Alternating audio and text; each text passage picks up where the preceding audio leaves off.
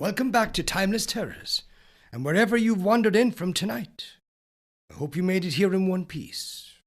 Pull your chair a little closer to the firelight, settle into the shadows and prepare yourself for another journey into the strange and the uncanny. Tonight's tale drags us into the brutal world of old prize-fighting rings, the place of blood, sweat, broken men, and something far more terrifying lingering just beyond the ropes. In Robert E. Howard's Apparition in the Prize Ring, violence and the supernatural collide beneath the harsh lights of the arena, where fear strikes fighters and some ghosts refuse to stay down for the count. So dim those lights, listen closely for the sound of the bell, and step with me once more into the darkness of Timeless Terrors. Apparition in the Prize Ring, written by Robert E. Howard, performed for you by Jonathan Dunne. Original year of publication 1929. This work is in the public domain. Production and narration copyright 2026. Jonathan Dunne. Readers of this magazine will probably remember Ace Jessel, the big black man boxer whom I managed a few years ago. He was an ebony giant, 4 inches over 6 feet tall, with a fighting weight of 230 pounds. He moved with the smooth ease of a gigantic leopard, and his pliant steel muscles rippled under his shiny skin. A clever boxer for so large a man, he carried the smashing jolt of a trip hammer in each huge fist. It was my belief that he was the equal of any man in the ring at that time, except for one fatal defect. He lacked the killer instinct. He had courage in plenty, as he proved on more than one occasion, but he was content to box mostly, outpointing his opponents and piling up just enough lead to keep from losing. Every so often the crowds booed him, but their taunts only broadened his good-natured grin. However, his fights continued to draw a big gate, because on the rare occasions when he was stung out of a defensive role, or when he was matched with a clever man whom he had to knock out in order to win, the fans saw a real fight that thrilled their blood. Even so, time and again he stepped away from a sagging foe, giving the beaten man time to recover and return to the attack, while the crowd raved and I tore my hair. The one abiding loyalty in Ace's happy-go-lucky life was a fanatical worship of Tom Molyneux, first champion of America and a sturdy fighting man of color. According to some authorities, the greatest black ringman that ever lived. Tom Molyneux died in Ireland 100 years ago, but the memory of his valiant deeds in America and Europe was Ace Jessel's direct incentive to action. As a boy, toiling on the wharves, he had heard an account of Tom's life and battles, and the story had started him on the fistic trail. Ace's most highly prized possession was a painted portrait of the old battler. He had discovered this, a rare find indeed, since even woodcuts of Molyneux are rare among the collection of a London sportsman, and had prevailed on the owner to sell it. Paying for it had taken every cent that Ace made in 4 fights, but he counted it cheap at the price. He removed the original frame and replaced it with a frame of solid silver, which, considering the portrait was full length and life-size, was more than extravagant. But no honor was too great for Mr. Tom, and Ace merely increased the number of his bouts to meet the cost. Finally, my brains and Ace's mallet fists had cleared us a road to the top of the game. Ace looped up as heavyweight menace, and the champion's manager was ready to sign with us, when an unexpected obstacle blocked our path. A form hove into view on the fistic horizon that dwarfed and overshadowed all other contenders, including my man. This was Man-Killer Gomez, and he was all that his name implies. Gomez was his ring name, given him by the Spaniard who discovered him and brought him to America. He was a full-blooded Senegalese from the west coast of Africa.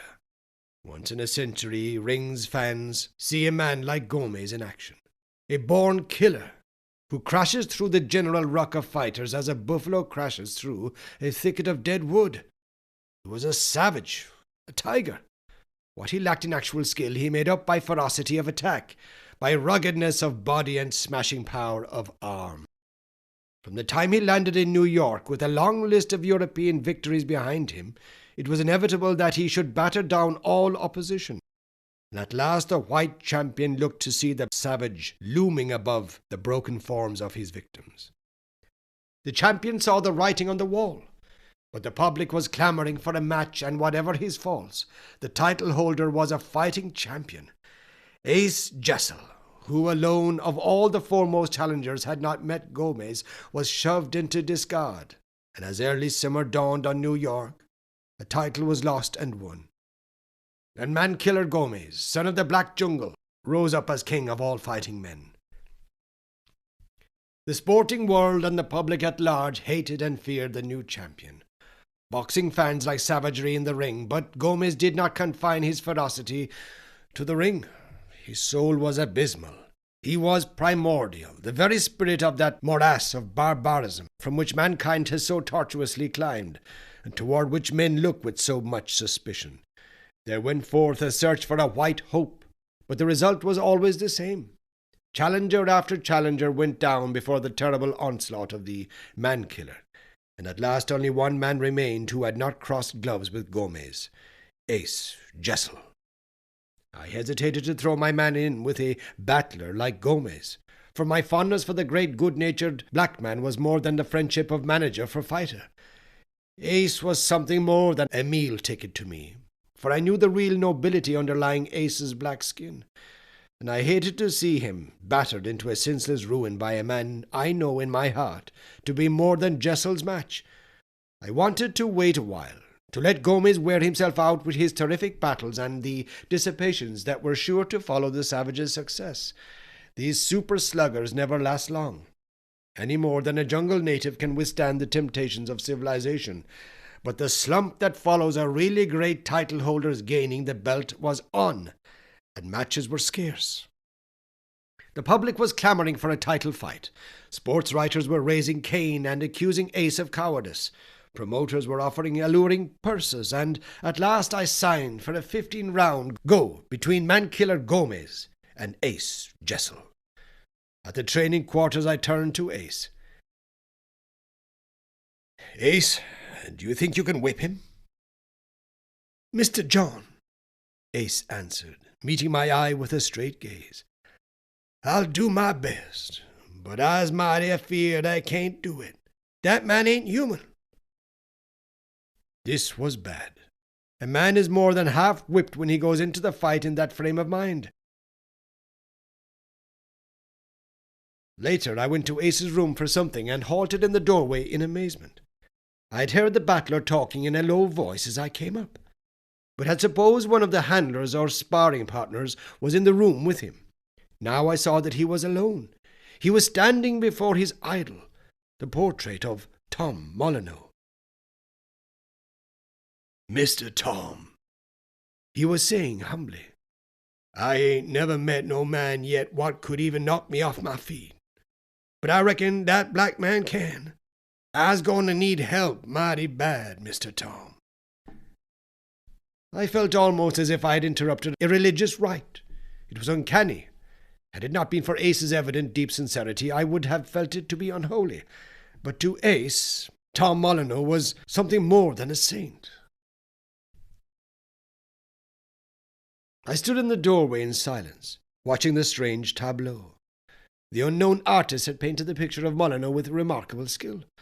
The short black figure stood out boldly from the faded canvas.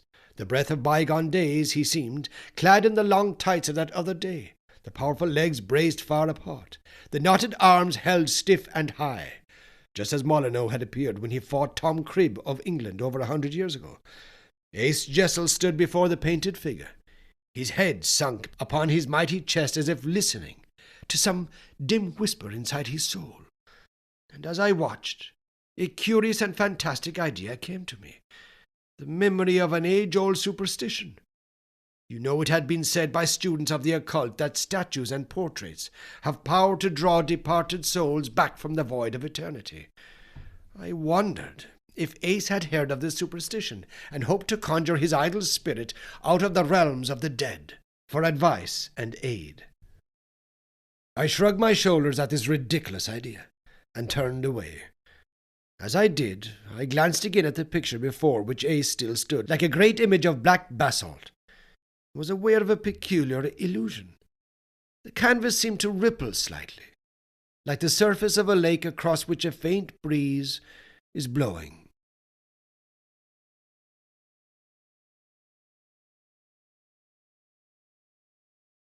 When the day of the fight arrived, I watched Ace nervously. I was more afraid than ever that I had made a mistake in permitting circumstances to force my man into the ring with Gomez. However, I was backing Ace to the limit, and I was ready to do anything under heaven to help him win that fight. The great crowd cheered Ace to the echo as he climbed into the ring. Cheered again, but not so heartily, as Gomez appeared.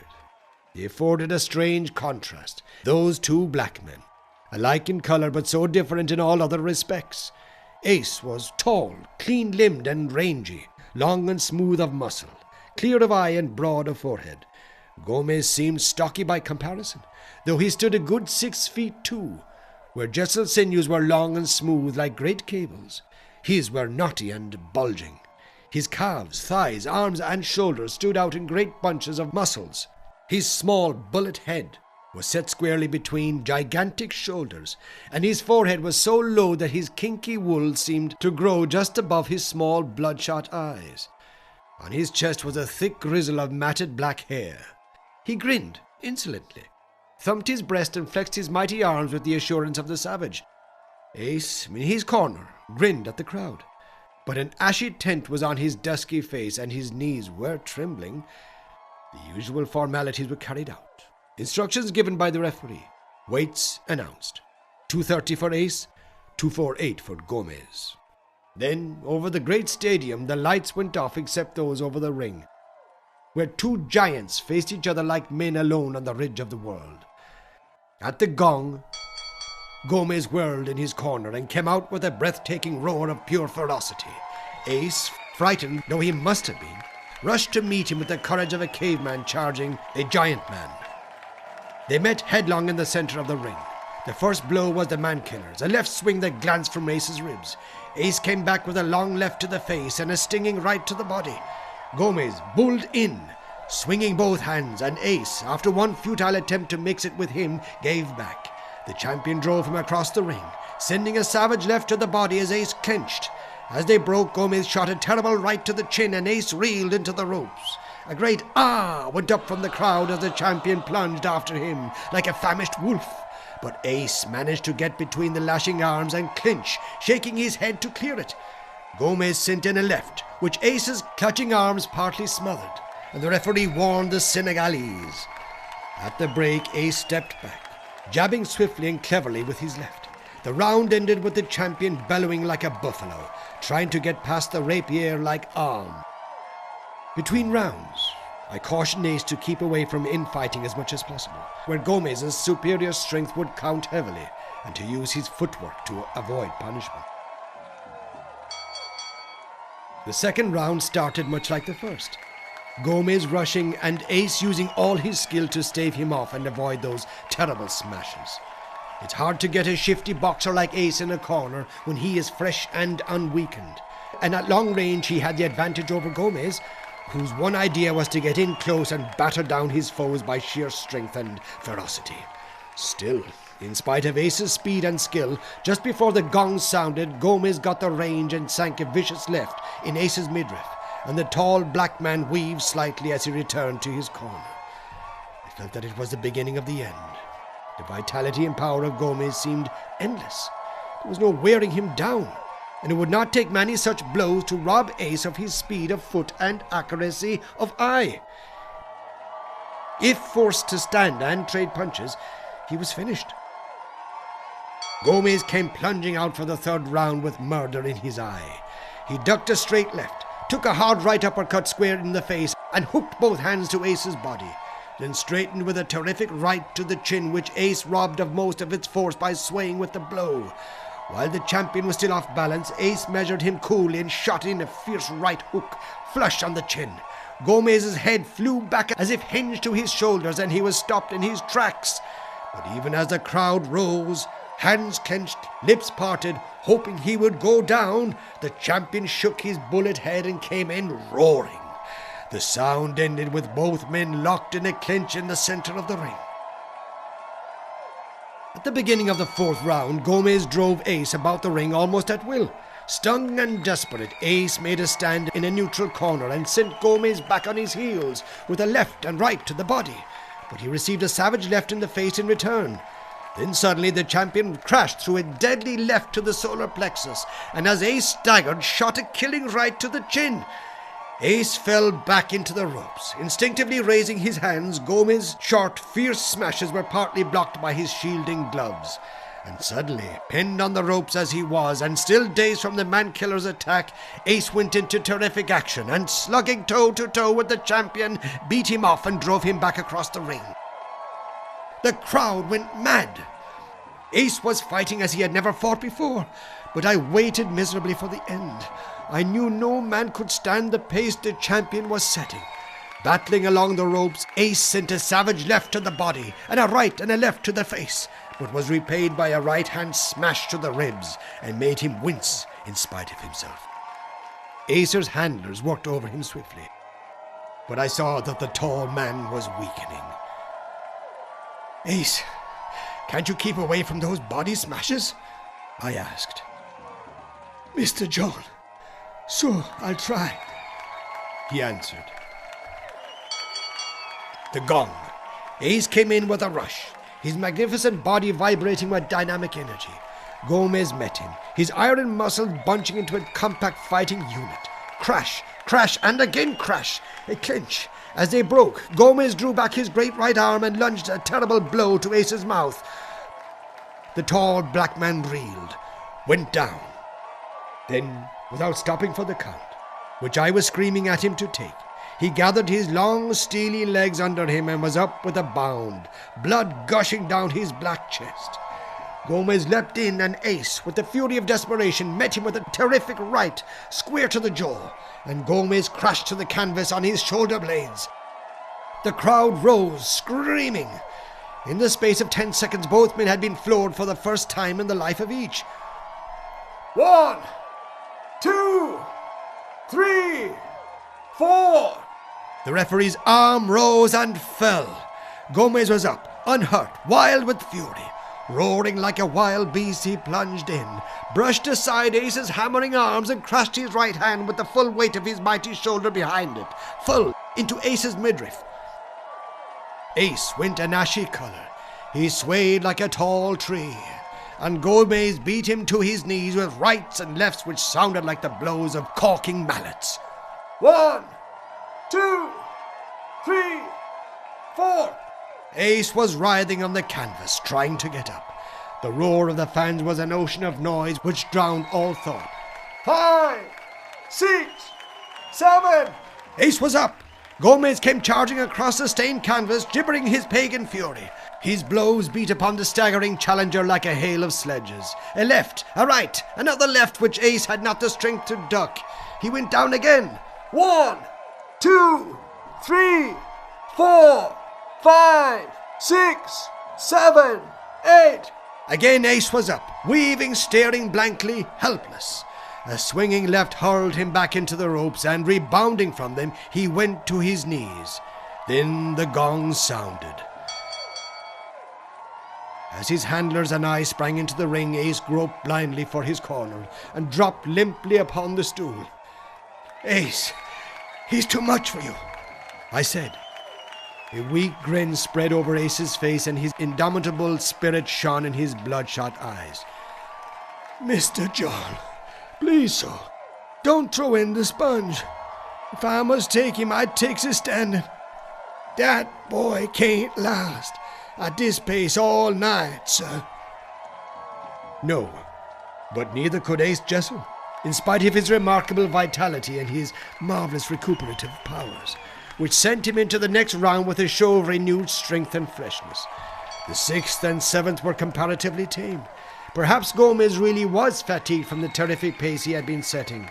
At any rate, Ace managed to make it more or less of a sparring match at long range, and the crowd was treated into an exhibition illustrating how long a brainy boxer can stand off and keep away from a slugger bent solely on his destruction. Even I marveled at the brand of boxing which Ace was showing, though I knew that Gomez was fighting cautiously for him. The champion had sampled the power of Ace's right hand in that frenzied 5th round, and perhaps he was wary of a trick. For the first time in his life, he had sprawled on the canvas. He was content to rest a couple of rounds, take his time and gather his energies for the final onslaught. This began as the gong sounded for the 8th round. Gomez launched his usual sledgehammer attack, drove Ace about the ring and floored him in a neutral corner. His style of fighting was such that when he was determined to annihilate a foe, skill, speed and science could do no more than postpone the eventual outcome. Ace took the count of 9 and rose, backpedaling. But Gomez was after him. The champion missed twice with his left and then sank a right under the heart that turned Ace ashy. A left to the jaw made his knees buckle and he clenched desperately. On the breakaway, Ace sent a straight left to the face and right hook to the chin, but the blows lacked force. Gomez shook them off and sank his left wrist deep in Ace's midsection. Ace again clenched, but the champion shoved him away and drove him across the ring with savage hooks to the body. At the gong, they were slugging along the ropes. Ace reeled to the wrong corner, and when his handlers led him to his own, he sank down on the stool, his legs trembling and his great dusky chest heaving from his exertions. I glanced across at the champion, who was glowering at his foe. He too was showing signs of the fray, but he was much fresher than Ace. The referee walked over, looked hesitantly at Ace, and then spoke to me. Through the mist that veiled his muddled brain, Ace realized the significance of these words and struggled to rise, a kind of fear showing in his eyes. "Mr. John, don't let him stop it, sir. Don't let him do it. I ain't hurt nothing like that would hurt me." The referee shrugged his shoulders and walked back to the center of the ring. There was little use giving advice to Ace. He was too battered to understand. In his numbed brain, there was room only for one thought: to fight and keep on fighting. The old primal instinct that is stronger than all things except death. At the sound of the gong, he reeled out to meet his doom with an indomitable courage that brought the crowd to its feet yelling.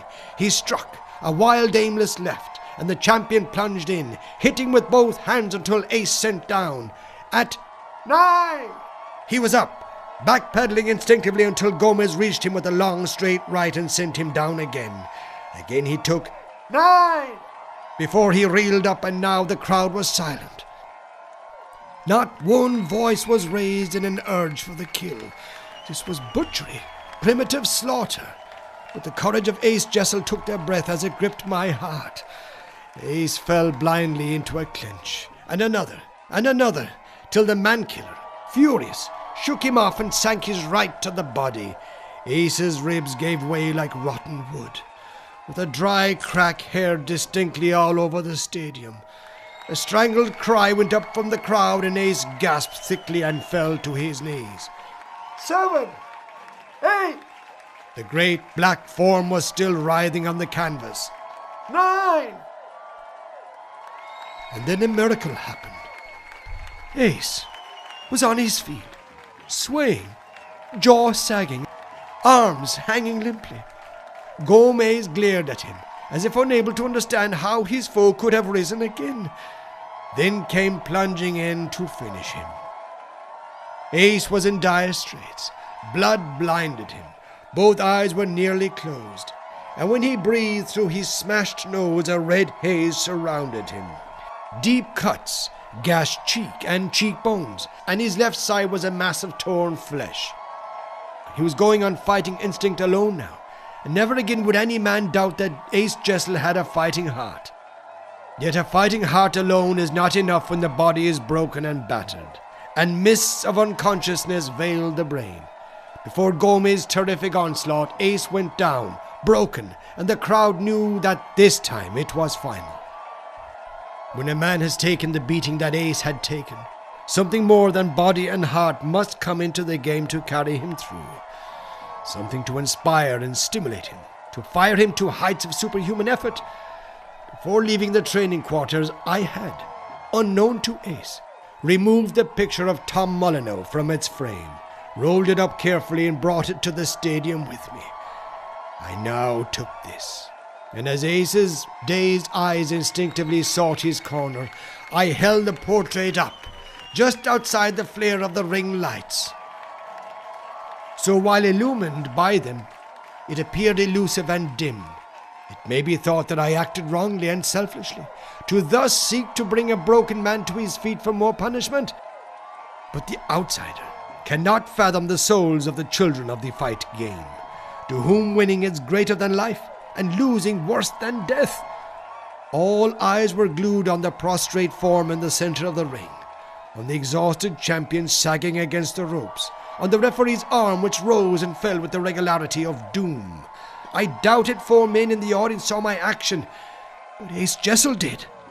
I caught the gleam that came into his bloodshot eyes. I saw him shake his head violently. I saw him begin sluggishly to gather his long legs under him, while the drone of the referee rose as it neared its climax. And as I live today, the picture in my hands shook suddenly and violently. A cold wind passed like death across me, and I heard the man next to me shiver involuntarily as he drew his coat close about him. But it was no cold wind that gripped my soul as I looked, wide-eyed and staring, into the ring where the greatest drama of the boxing world was being enacted. Ace, struggling, got his elbows under him. Bloody mists masked his vision. Then, far away but coming nearer, he saw a form looming through the fog. A man, a short, massive black man, barrel-chested and might-limbed, clad in the long tights of another day, stood beside him in the ring. It was Tom Molyneux, stepping down through the dead years to aid his worshipper. Tom Molyneux, attired and ready as when he fought Tom Cribb so long ago. And Jessel was up. The crowd went insane and screaming. His supernatural might fired his weary limbs and lit his dazed brain. Let Gomez do his worst now. How could he beat a man for whom the ghost of the greatest of all black warriors was fighting? For to Ace Jessel, falling on the astounded man-killer like a blast from the Arctic, Tom Molyneux's mighty arm was about his waist. Tom's eye guided his blows. Tom's bare fists fell with aces on the head and body of the champion. The man-killer was dazed by his opponent's sudden comeback. He was bewildered by the uncanny strength of the man who should be fainting on the canvas. Before he could rally, he was beaten down by the long, straight smashes, sent in with the speed and power of a pile driver. The last blow, a straight right, would have felled an ox, and it felled Gomez for the long count. As the astonished referee lifted Ace's hand, proclaiming him champion, the tall man smiled and collapsed, mumbling the words, Thanks, Mr. Tom."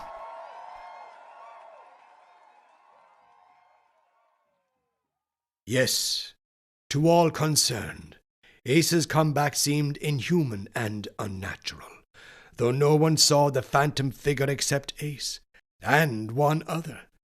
I'm not going to claim that I saw the ghost myself, because I didn't, though I did feel the uncanny movement of that picture. If it hadn't been for the strange thing that happened just after the fight, I would say that the whole affair might be naturally explained, that Ace's strength was miraculously renewed by delusion resulting from his glimpse of the picture. For after all, who knows the strange depths of the human soul, and to what apparently superhuman heights the body may be lifted by the mind? But after the bout, the referee, a steely-nerved, cold-eyed sportsman of the old school, said to me, "Listen here. Am I crazy, or was there a fourth man in that ring when Ace Jessel dropped Gomez? For a minute I thought I saw a broad, squat, funny-looking black man standing there beside Ace. Don't grin, you bum. It wasn't that picture you were holding up. I saw that too. It was a real man, and he looked like the one in the picture. He was standing there for a moment, and then he was gone. God, that fight must have got on my nerves." And these are the cold facts, told without any attempt to distort the truth or mislead the reader. I leave the problem up to you. Was it Ace's numbed brain that created the hallucination of ghostly aid? Or did the phantom of Tom Molyneux actually stand beside him, as he believes to this day? As far as I am concerned, the old superstition is justified. I believe firmly today that a portrait is a door through which astral beings may pass back and forth between this world and the next, whatever the next world may be, and that a great unselfish love is strong enough to summon the spirits of the dead to the aid of the living. And with the final bell still echoing somewhere in the darkness, we come to the end of tonight's tale.